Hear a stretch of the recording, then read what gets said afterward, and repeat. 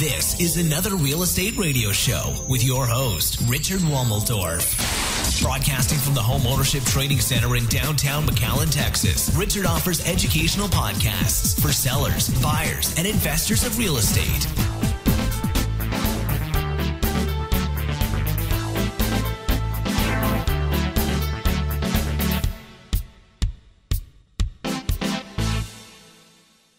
Well, hello everybody, and welcome to episode number 4.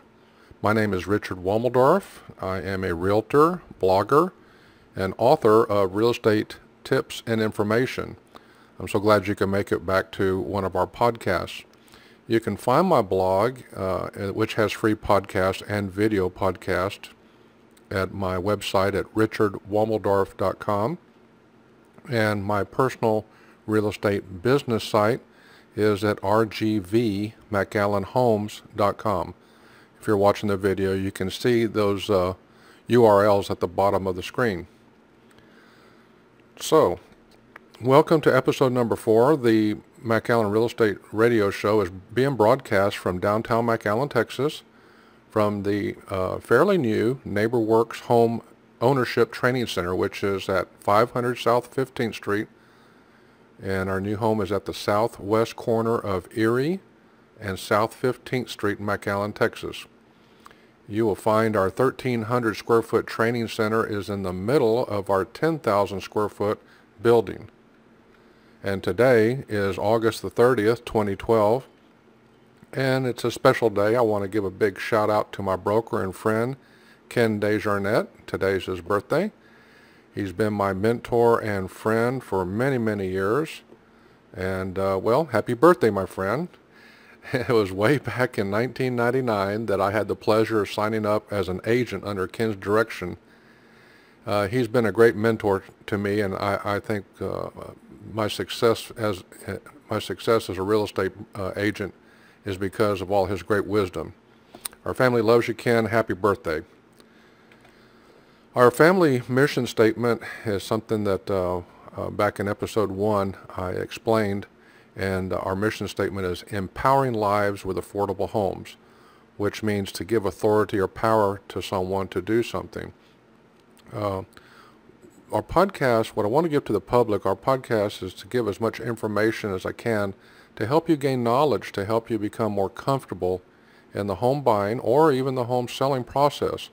And with this knowledge, I'm empowering you to be able to make decisions that will help you get closer to your goal, whether that's selling your home or buying your first home or even buying your dream home. My informational podcasts and videos are meant to provide information to overcome those unknowns. Those are the unknowns that you may face in the home buying process.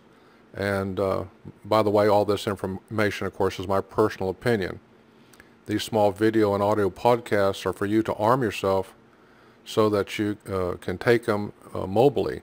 You can listen to the podcast at the gym or on your way to work or in your car or even while you're in your easy chair trying to relax after a hard day.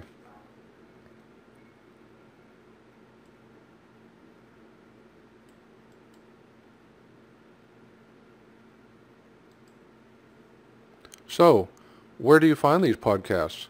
Well, I'm happy to announce that our podcasts are now searchable in iTunes. Yep, over in Apple iTunes, you can find our podcasts. Open up, if you're on your computer, you can open up iTunes, and up in the upper right-hand corner, there's a search bar. And in that search bar, you can type in McAllen Real Estate or McAllen Real Estate Radio. And then when you click search, you should see the blue icon come up that will have our listing for McAllen Real Estate Radio Show, and you can subscribe for free. Now, once you sync everything up, your iPhone, your iPad, your iPod, that particular podcast will automatically update with our new shows. Also, there's an app for that. Recently, Apple has come out with a podcast app, which you can look for in the iTunes, and that app is specifically and only looks for podcasts. In other words, you can just search for that in your iPhone or your iPad, and it just kind of filters out everything else except for podcasts. So there you are. So by subscribing, you will be updated to all of our new episodes, and the video counterparts of this audio that you're listening to can be found on my real estate informational blog at richardwalmeldorf.com. And again, my personal real estate website is at rgvmcallenhomes.com. So this week we're going to be discussing 11 points to ask yourself as you start your adventure into the home buying process in McAllen, Texas. And if you're listening to our podcast from outside the Rio Grande Valley of Texas, this information should help you also in your town or community. Now, through the years, I get to talk to prospects that seem to always ask the same few questions before looking for a home to buy. And they do that because buying a home can be intimidating and sometimes an overwhelming experience. So what I've done is I've listed some things down that we want to talk about in this podcast. And they're general questions that you need to ask yourself and your spouse, of course, before considering making a real estate purchase. Now, keep in mind, however, that you are unique. So your list and the answers to these questions are going to be unique. I mean, they're going to be for you. And everybody's going to have different answers to the questions that we're going to outline here. So let's get started. Now here's some basics when looking for homes in McAllen. You have particular dislikes and likes, as well as factors in your life that are different from other people. The point I'm trying to make here is that you shouldn't stick to just these questions that I'm going to discuss. You're making an important choice, so give some thought to your situation. Just use these 11 points to build on and make your own custom list. People usually do not even have a plan. They usually just start out one day and say, I want to buy a home, and they start searching in all different areas, looking around everywhere, get confused, and this leads to burnout. And sometimes it'll tire you to the point where you just quit looking altogether. So please make a plan. Make sure and make a plan, even if it's on the yellow pad. Today, people do things on the iPad, but let's do it old school. Let's just pull out a pen or a pencil and let's make a list. Like Nike's slogan, just do it. You'll be surprised how much it helps by writing things down. So, what are we going to put down on this yellow pad? Items that we want to use to qualify and separate. Qualify and separate homes and properties that we like and we don't like. Without some basis, we just can't see the forest for the trees. Now, you may be listening, or you may have listened or watched my episode number 3, which deals with getting pre-approved for a loan. If you haven't, I suggest that you go back and listen to that. What that episode number 3 is talking about is getting pre-approved for a loan so that you know how much house you can buy. This is really critical because besides the items that we're going to talk about right now, if you're looking in areas where the houses are priced higher than what you're able to get a loan for, then that's going to lead to, a disappointment. And we certainly don't want that. Number 2, you want to be able to see bargains, and you will find bargains if you're very focused on certain areas and within certain price ranges. Okay, so here we go. Let's get right into it and let's go through it. Number 1, don't rush into things. The first question you ask should be directed at yourself. What type of home do you want? How big should it be? What amenities do you want? Are you planning a family in the next 3 to 5 years? And will that home be able to accommodate that new bundle of joy? These are things you need to write down on your yellow pad as large sections or points that we want to look at. Make a definitive list and stick to it. If you stray from it, you could end up with a house that really doesn't fit what you're looking for and maybe have some buyer's remorse. Now, number 2, the next question is, what area do you want to live in? And pick a few. Do you want to live in Northeast McAllen? Do you want to live in West or South or East? Maybe over in Sherryland or Sherry Plantation or Cimarron. Do you have a job that's near the expressway? Or do you have a job that the expressway can take you to? Do you want to live outside of these major areas where the taxes might be lower? Farr, Enberg, Mission. You may find that the prices may be excessive in certain areas that you would like to be in. Just remember that when you think that this is a great area and you want to be in it, of course, it's the free market, the fair market, and of course everybody else wants to be in that area too, so prices go up because of demand. So here we go, number 3. When you start identifying houses, when you start looking at homes, one of the key questions to ask yourself is, how long has that house been on the market? Now, this may sound odd to you at first, but this will give you an idea how flexible the owner is on the price.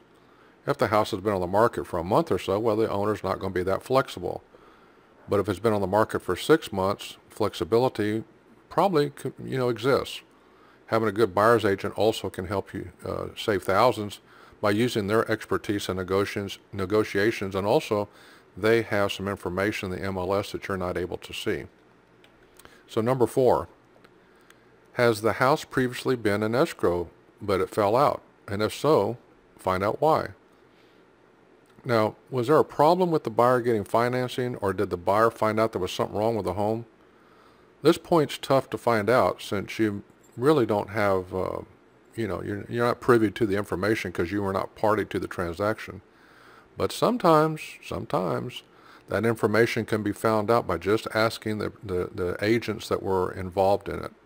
Also, if there was a inspection report that was performed on the house, sometimes you'll be able to get a copy of that because that becomes knowledge that needs to be disclosed. Okay, number 5. What kind of condition is the house in and how old is it? Remember that a seller generally has typically done everything reasonably possible to spruce up their home. After all, they want to sell it. But if you see wear and tear on the house, it may be a red flag.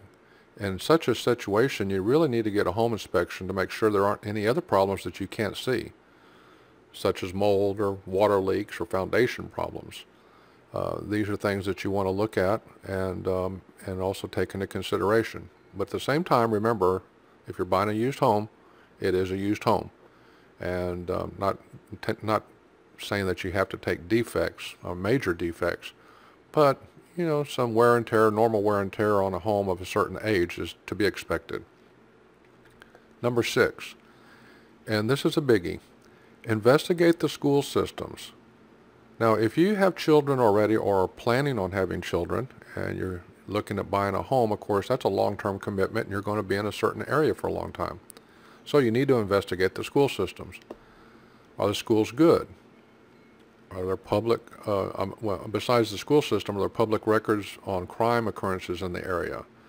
What I'm saying is that you need to look for public websites, and nowadays, in 2012, just Google it and you'll find them very, very fast. But these are things that you need to look over and compare, and look for public websites that have this data where they compare all the schools within a certain area, and then also there are public websites on the amount of crime and incidences and things like that. In other words, take the beginning areas that you want to look for homes in, and then start sorting and eliminating areas that you don't like based on the information that you find. Number 7, in addition to the home price, you should ask whether there are any other additional fees, like association fees. Some areas have small yearly fees for gates and grounds, and that's generally not a big problem. Other places might have a small public pool but are not gated, and they might charge for that. Some places it's a full gated community and you pay a certain amount every month. Also, you want to look at deed restrictions that you may not like. Sometimes in gated communities they have restrictive deed restrictions that are recorded with the title. So do your research and make sure that everything is something that you can live with before you start looking for homes in certain areas. Number 8, what are the property taxes like and what will they be when you buy? Many people are shocked to find out how much they have to kick out in property taxes. And what I mean by this is that your payment on your home is not just the loan, the principal and interest. It's also a portion of your insurance. So they take insurance, divide it by 12 months, and it comes up with a monthly amount. And the property tax, they take 12 months, they divide it by 12 months, come up with a monthly amount. They'll add that to your principal and interest, and that becomes your loan amount. And in some places, and I'm just giving this as an example, maybe FAR's taxes, city taxes are lower than McAllen's, or maybe Mission's are lower than Enberg's. I'm just saying that if there's areas that you like, you might look at the taxes, and then also insurance. Okay, let's go on to number 9. Is zoning and easement issues, and these are often overlooked when buying a home. If you're buying in a neighborhood with many homes, zoning, well, it's going to be zoned for residential living, and generally there's not a problem. However, easements sometimes can be nasty surprises, and finding out that there are easements on a property sometimes are found out at the very end. And where I'm going with this is, if you happen to find an area that you would like to have a home, and of course we're talking about a lot of different places, but a semi-rural area where you're getting a large lot, sometimes there's easements that, which means you're allowing other people to cross your land to get to maybe a house behind you or a home next to you where they don't have access to their home or to their property. And you just want to make sure that there's not easements that you're not aware of. Okay, number 10, noise is another big issue to consider. If you're serious about a property and you've really zeroed in on one, you might drive by on the weekends or maybe later on the weekdays and see what kind of noise is happening, you know, the neighbors and things like that, or they're barking dogs. If you're going to buy a house and it is close to commercial lots, you want to be very aware of that. Just for an example, and I'm not trying to say this is really bad or anything, but there was some things in the paper about 17th Street where the local people were complaining about the noise because the establishments were open till 2 o'clock in the morning. That's an example I'm trying to relay to you. This could happen anywhere. This could happen where there might be construction zones, or you might be close to the expressway or a busy street. These are places where the noise sometimes never stops, or it doesn't stop till very late at night. So anyway, keep in mind that one thing about noise, because again, you're going to be real happy about finding a nice home, but then again, think about the long term and you having to live there for quite some time. So number 11, we touched upon this a little bit, is traffic. But it's not on the noise part of it, it's about how long it takes for you to get to work. Now, you and your significant other, of course, we all have to go to work so we can pay the loan. And when you're looking at homes, sometimes you're there on the weekends when everything's quiet, people aren't on the streets, you drive around. But you really need to check out, if you're zeroing in, you're getting real close to a home that you like, you really need to look at how long it's going to take for you to get to work. And then also another thing is there a gas station on that route that goes to work? And last but not least, is there a grocery store along that route? The last thing you want is to get home and your wife or husband says, oh, did you happen to pick up the milk? And you've got to go back out again.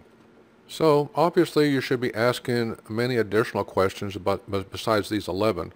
But this is my small common list of items that you need to really decide for yourself when you start looking. Start writing them down, start separating areas and things like that.